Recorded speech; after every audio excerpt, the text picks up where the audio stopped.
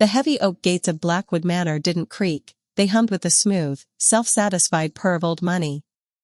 Eleanor Vance sat behind the steering wheel of her 2014 Ford F-150, her hand cramped from 5 unbroken hours of navigating the highway, watching a young man in a tailored tuxedo inspect her through the windshield as if she were an oil leak on a pristine driveway.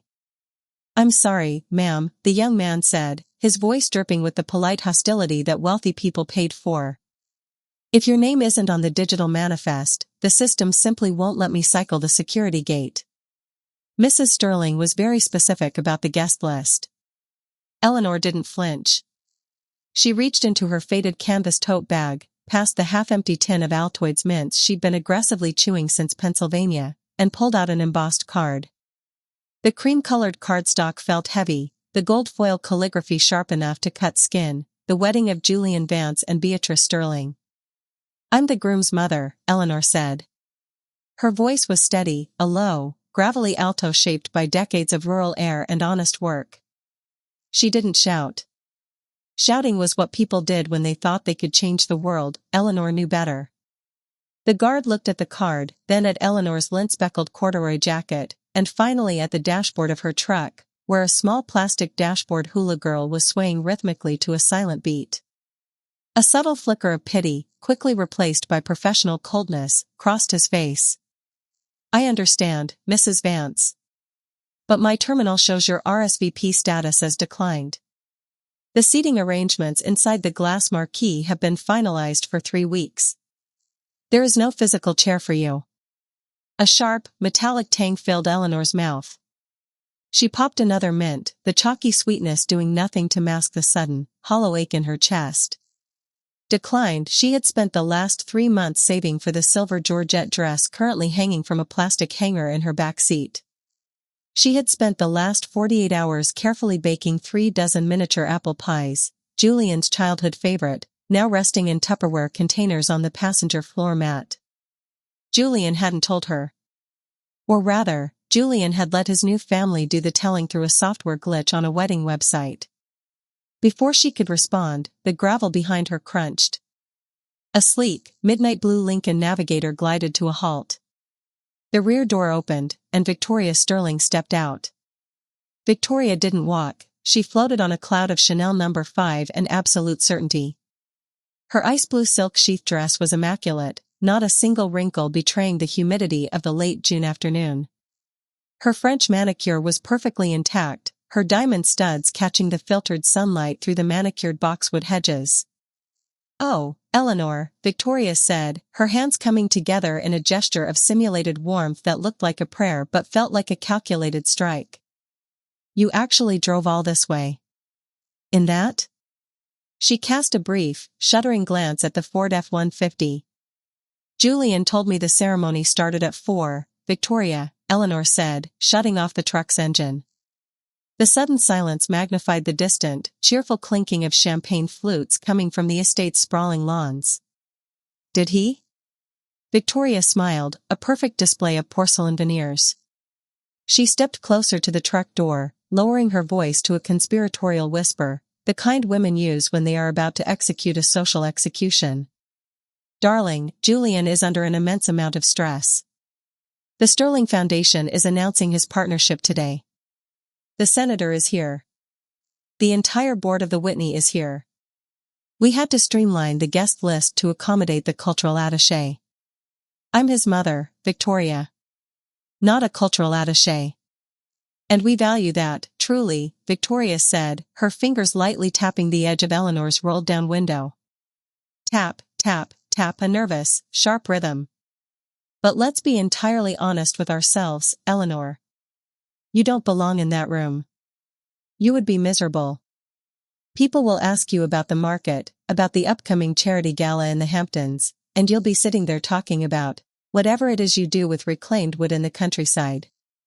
It's an act of mercy, really." Through the iron bars of the gate, Eleanor spotted Julian. Her son. He was standing on the gravel path 50 yards away, looking incredibly handsome in a midnight blue tuxedo that probably cost more than Eleanor's monthly mortgage. He was holding a glass of Bollinger, laughing at something an older gentleman in a linen suit was saying. Then, Julian turned. His eyes met Eleanor's through the windshield. For a fraction of a second, the boy who used to cry when his bicycle chain fell off reappeared in his eyes. A flash of pure, unadulterated guilt. He half raised his glass, his lips moving as if to call out. But Victoria didn't even look back, she simply shifted her shoulder by 2 inches, perfectly blocking Julian's line of sight with her own elegant silhouette, like an eclipse shutting out a small, distant star. When Julian looked again, he swallowed hard, turned his back, and walked toward the white silk marquee. He didn't come to the gate. He didn't say a word. He let the iron bars remain between them. "You see?" Victoria whispered, her smile widening just enough to show her lower teeth. Julian agrees. "We've managed the narrative beautifully, Eleanor. Don't spoil it for him. He's a sterling now, in everything but name. Go back to your workshop, dear. I'll have the caterers box up a slice of the fondant cake and mail it to you." Victoria turned on her heel, her silk dress whispering against the air as the security guard rushed to open the pedestrian gate for her. The heavy iron clicked shut behind her with a sound as definitive as a gunshot. Eleanor sat in the cabin of her truck. The air conditioning was dead, and the June heat began to crawl up her neck, heavy and suffocating. She looked down at her hands on the steering wheel, calloused, stained slightly with walnut oil from her carpentry workshop, a sharp contrast to Victoria's pristine skin. She didn't cry. The Vances didn't cry in front of people who bought their teeth. Slowly, Eleanor reached into her tote bag. Her fingers brushed past the mints and settled on a thick, manila envelope at the very bottom. Inside was a document Victoria didn't know existed, a certified copy of the late grandfather's original offshore trust ledger, the one that proved the sterling legacy Victoria bragged about was currently funded by a massive, undisclosed debt to a Dutch art conglomerate. Victoria wanted a narrative. Eleanor had the facts. Eleanor restarted the engine. The old V8 roared to life, a loud, uncivilized rumble that made several well-dressed guests near the entrance look over in disgust. She shifted the truck into reverse, backed out of the estate's grand driveway, and turned down the narrow county road. She wasn't going back to Pennsylvania. Not yet. 2 miles down the road, she pulled into the gravel lot of the Sleepy Willow Motel, a depressing, neon-lit strip of concrete with a flickering sign and a view of the highway. She paid the clerk $50 in cash, carried her silver georgette dress inside, and hung it carefully on the back of the bathroom door. She sat on the edge of the creaking mattress, opened her Tupperware container, and took a bite of a miniature apple pie. It was cold, but the crust was still perfectly flaky. "Enjoy your champagne, Victoria," Eleanor murmured to the empty room, her eyes fixed on the distant white tents visible through the dirty window. "The first course hasn't even been served." The mattress in room 14 of the Sleepy Willow Motel possessed the structural integrity of soft cheese. Every time Eleanor shifted her weight, the rusted springs gave off a high-pitched metallic shriek that sounded remarkably like Victoria Sterling discovering a scuff mark on her hardwood floors. "The ice machine outside is broken, just so you know," a voice rattled from the doorway. It belonged to Marge, the motel's proprietor, a woman whose skin had been thoroughly cured by decades of Virginia sun and menthol cigarettes. She was leaning against the peeling doorframe, holding a plastic bucket and eyeing Eleanor's silver georgette dress with raw curiosity. "But if you're looking to drown your sorrows, the liquor store next to the gas station closes at 9. "I'm not drowning anything, Marge," Eleanor said calmly, setting her half-eaten apple pie on the faux wood nightstand. "I'm just adjusting my perspective." "Right. People who wear dresses that expensive usually don't adjust their perspective at the Sleepy Willow unless someone's getting divorced or buried." Marge set the bucket down with a heavy thud. "Your truck's leaking a little coolant, by the way. Left a green puddle near the dumpster." Eleanor sighed, a tiny chuckle escaping her throat. Of course. Because a humiliating social exclusion wasn't quite theatrical enough without a faulty radiator hose. "It's just character, Marge. The truck likes to leave its mark." Once Marge shuffled away, leaving behind the faint aroma of lavender air freshener and stale tobacco, Eleanor pulled her old MacBook from her tote bag. The battery indicator flickered at 20%. She plugged it into the wall socket, which was alarmingly loose, and waited for the screen to glow.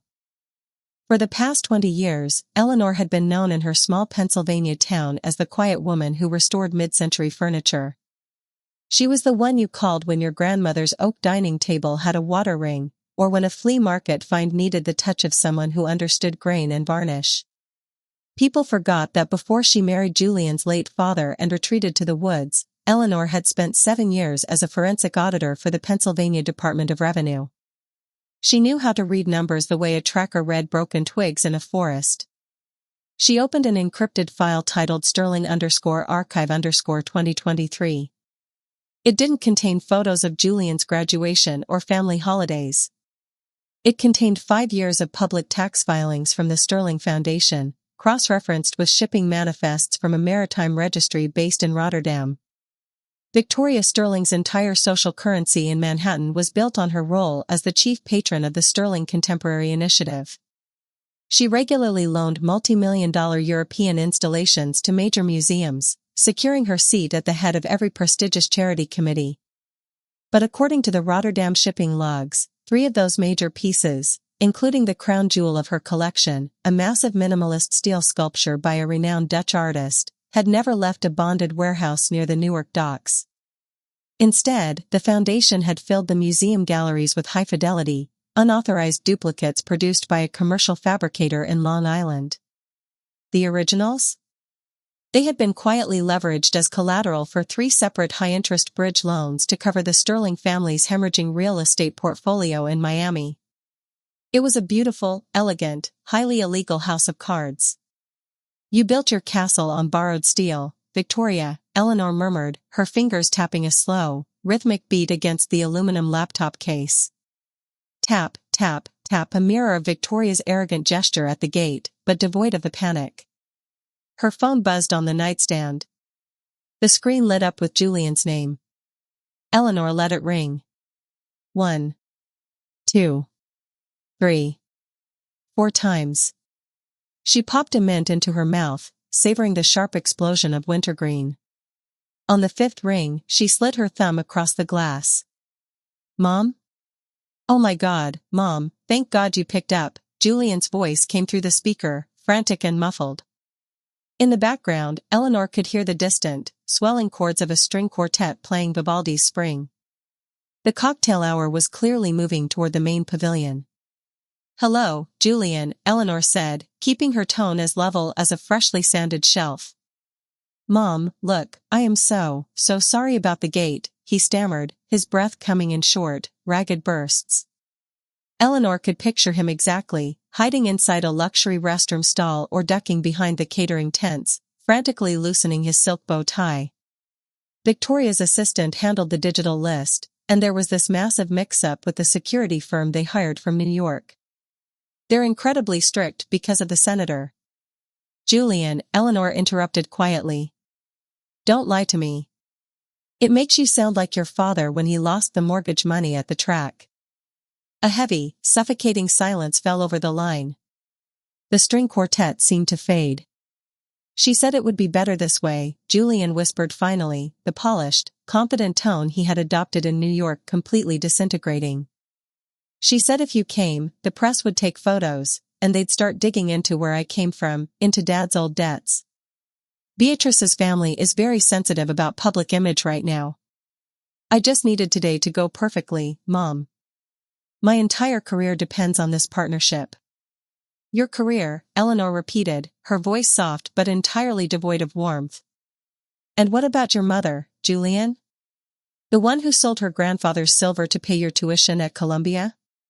I'll make it up to you, I swear," he pleaded, his voice cracking with a childish desperation that made Eleanor's stomach turn. "We'll do a private dinner next week. Just you, me, and Beatrice. At that nice French place in the city. I'll send a car for you. Please, Mom. Just, please don't cause a scene today. Don't ruin this for me." Eleanor looked at the silver dress hanging on the bathroom door. It looked lonely against the cheap plastic hook. "I won't cause a scene, Julian," Eleanor said, her voice dropping an octave into a tone of absolute, terrifying certainty. I am the most polite woman you will ever meet. Enjoy your dinner. She hung up before he could respond. She sat in the dim motel room for a long moment, the silence broken only by the distant roar of a semi-truck on the interstate. Then, she pulled up her email and opened her contact list. She scrolled past the local lumber yards and hardware stores until she reached a name she hadn't contacted in 4 years, Arthur Pendleton. Arthur was the senior art critic for the New York Observer, a man whose sharp pen had ruined more than one arrogant gallery owner, and a man who still owed Eleanor a massive personal favor from the days when she uncovered his ex-wife's hidden offshore assets during their messy divorce. Eleanor opened a new email draft. She didn't type a long, emotional grievance. She simply attached 2 PDF files, the Rotterdam shipping manifest from June 2024 and the Newark warehouse storage receipt from last Tuesday.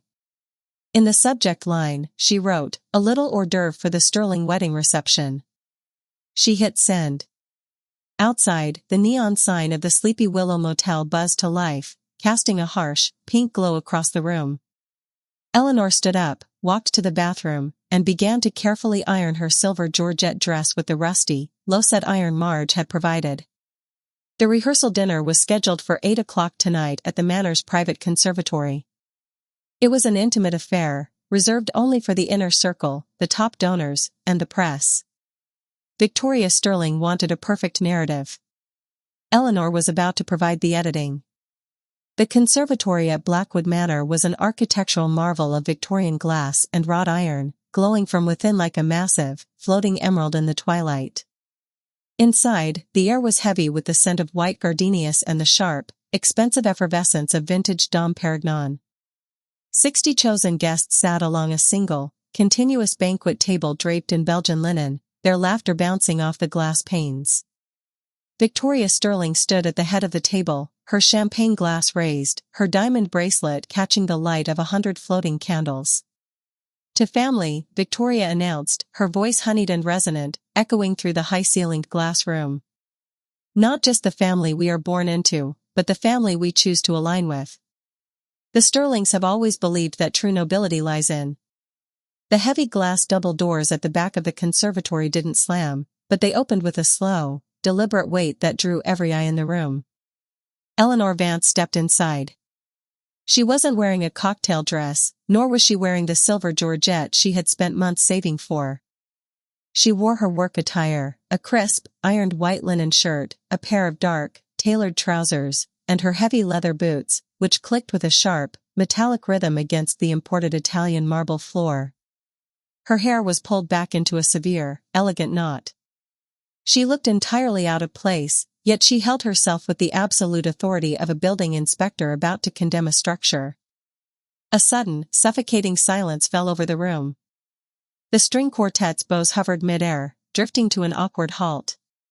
Victoria's hand froze, her champagne glass trembling just enough to cause a tiny ripple on the surface of the liquid. Her porcelain smile didn't vanish, but it hardened into a brittle mask. "Eleanor," Victoria said, her voice dropping into a low, warning register that barely carried past the first few seats. "What an unexpected surprise.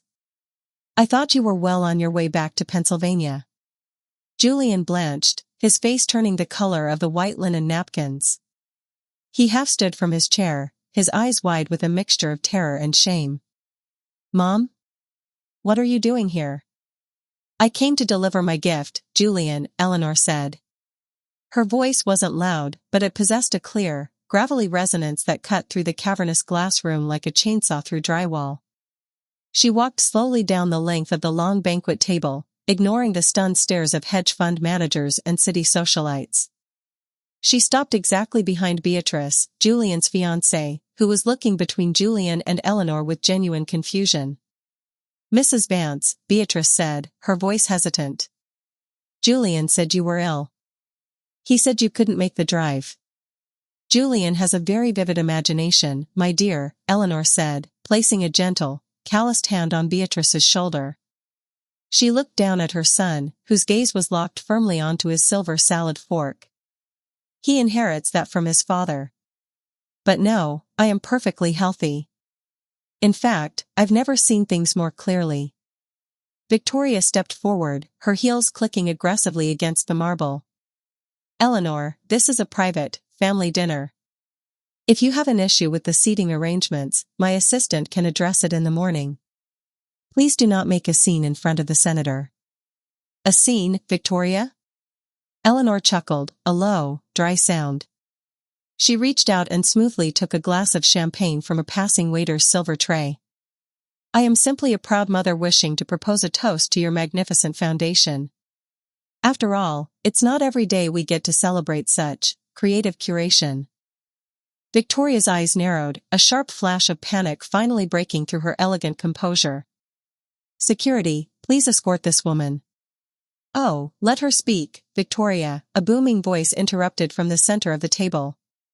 It was Arthur Pendleton, the senior art critic, who had been sitting quietly next to the senator.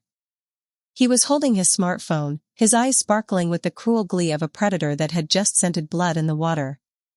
I find Mrs. Vance's timing rather impeccable. In fact, I was just reading a fascinating piece of correspondence that mentions her name. Victoria's breath caught in her throat.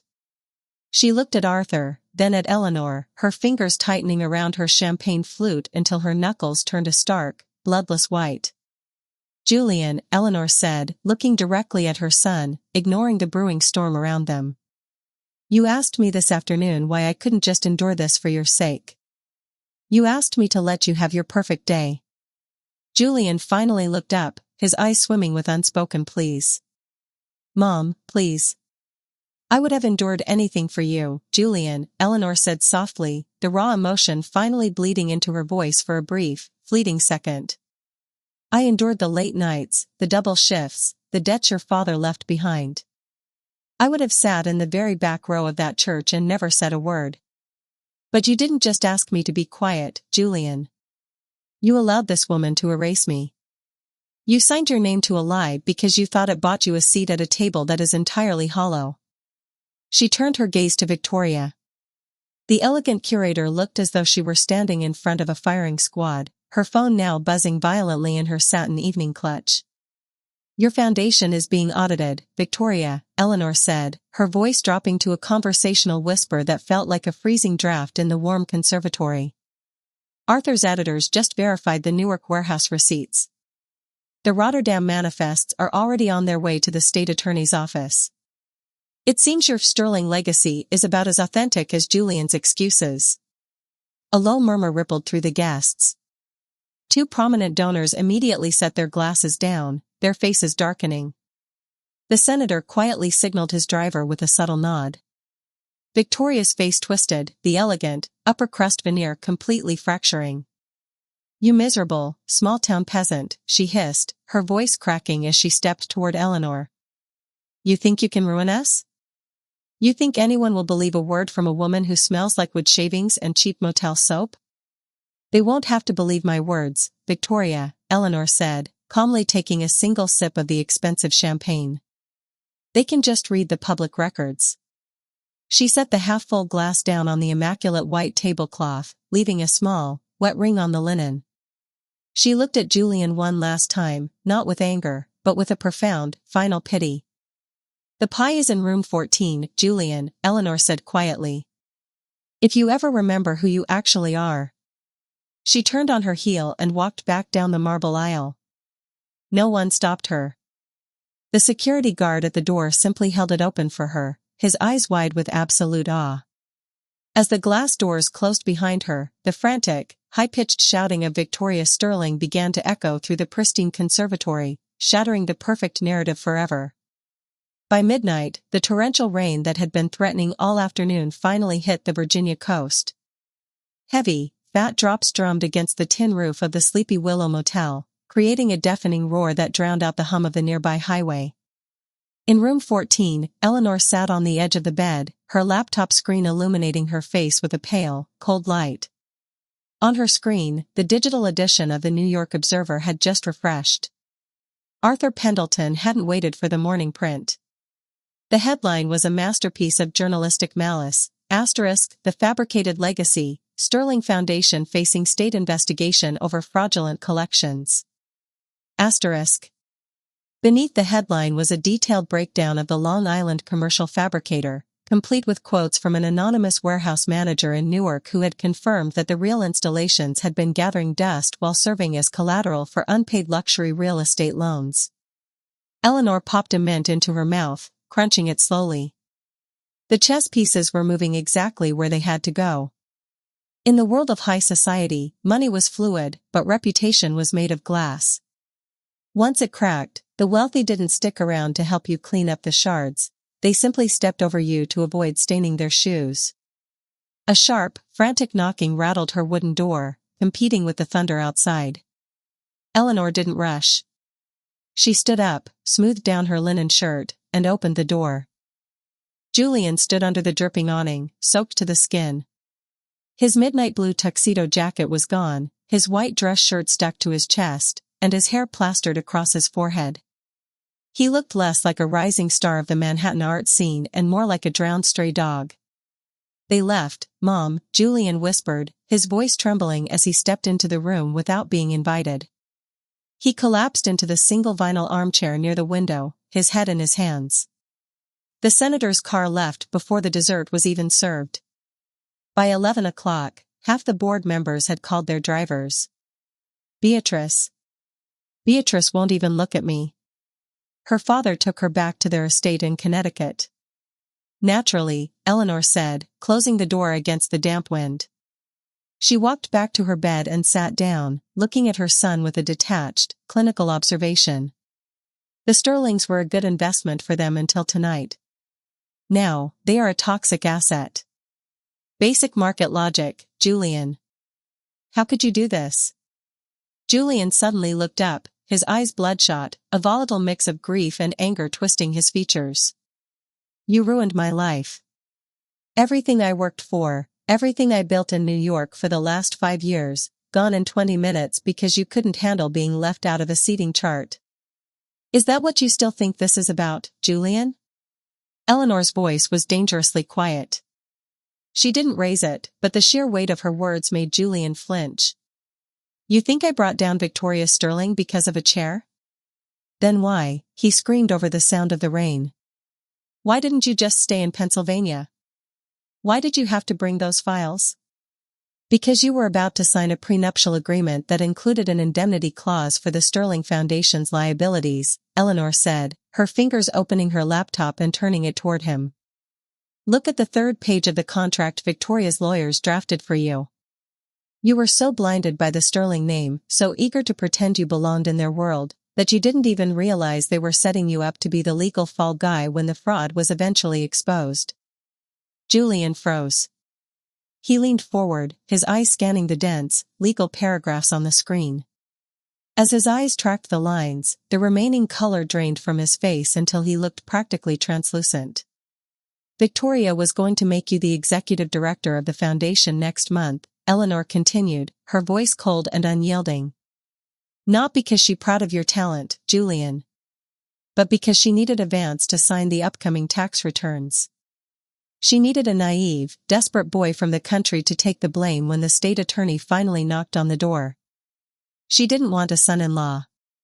She wanted an insurance policy. The room became entirely silent, save for the rhythmic thump-thump of the loose shutter outside. Julian's hands began to shake. The reality of his beautiful, gilded trap was finally sinking in. He had thrown away his mother, his heritage, and his dignity, all to become a human shield for an arrogant woman who despised his very origins.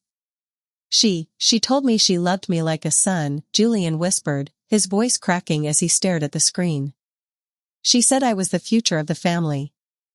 Victoria Sterling loves her collection, Julian. She loves her tax write-offs. She doesn't love anything that doesn't have a price tag attached to it.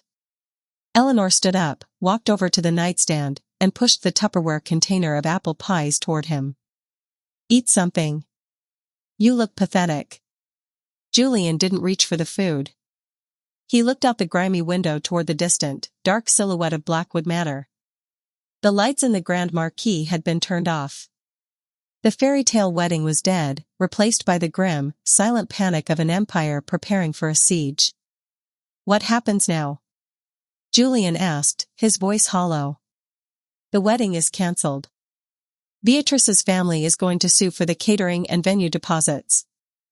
Victoria's lawyers are already drafting a statement blaming a rogue contractor, but Arthur's article explicitly names her. What happens now is that Victoria is going to try to survive the night, Eleanor said, her eyes reflecting the cold blue light of her computer.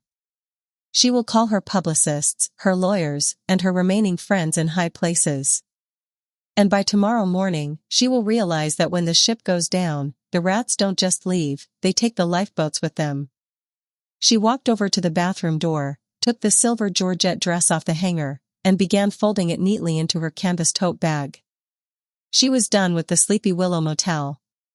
She was done with the Grand Estates of Virginia. Are you leaving? Julian asked, panic flaring in his eyes again as he stood up from the chair. Mom, please don't leave me here alone with them. You are an adult, Julian, Eleanor said, strapping her bag shut. You chose to walk into that manor. You chose to let them shut the gate on me. Now, you get to choose how you walk out of it. But if you want a ride back to Pennsylvania, my truck leaves in 10 minutes. And the passenger seat is currently reserved for a box of pies. She didn't wait for his answer. She picked up her keys, walked out into the pouring rain, and climbed into the cab of her Ford F-150. As the engine roared to life, she looked in her rearview mirror. Victoria Sterling's world was already entirely isolated, surrounded by a moat of her own design. Eleanor put the truck in gear.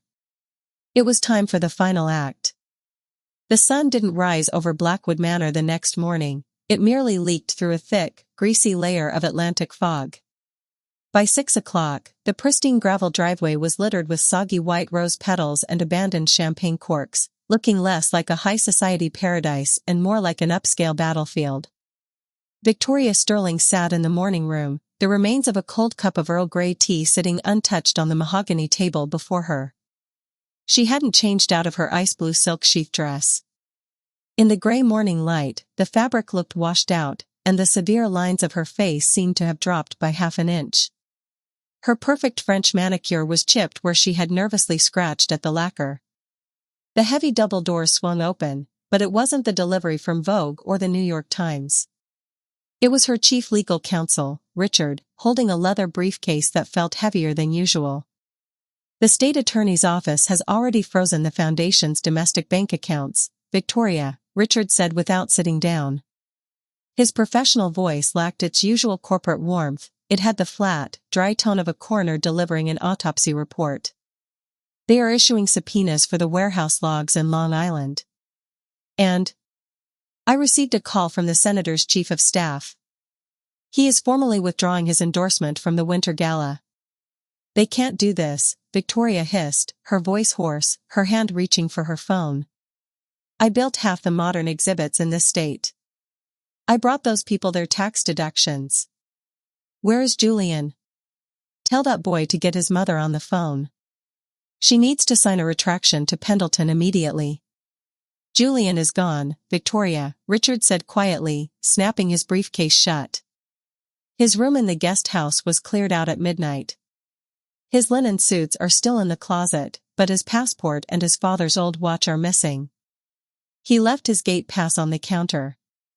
Victoria's head snapped up, her eyes wide with a cold, desperate fury. The ungrateful little peasant. After everything I gave him. The tailoring, the introductions, He didn't leave alone, Richard interrupted, walking toward the door. The security guard said he climbed into the passenger seat of an old Ford pickup truck. His mother didn't even turn off the engine. She just waited for him to slide in, and they blew a cloud of exhaust all over your imported boxwood hedges. Richard didn't say goodbye. The heavy oak door clicked shut with that same definitive, expensive sound that had once made Victoria feel invincible. Now, it just sounded like the lock on a cell.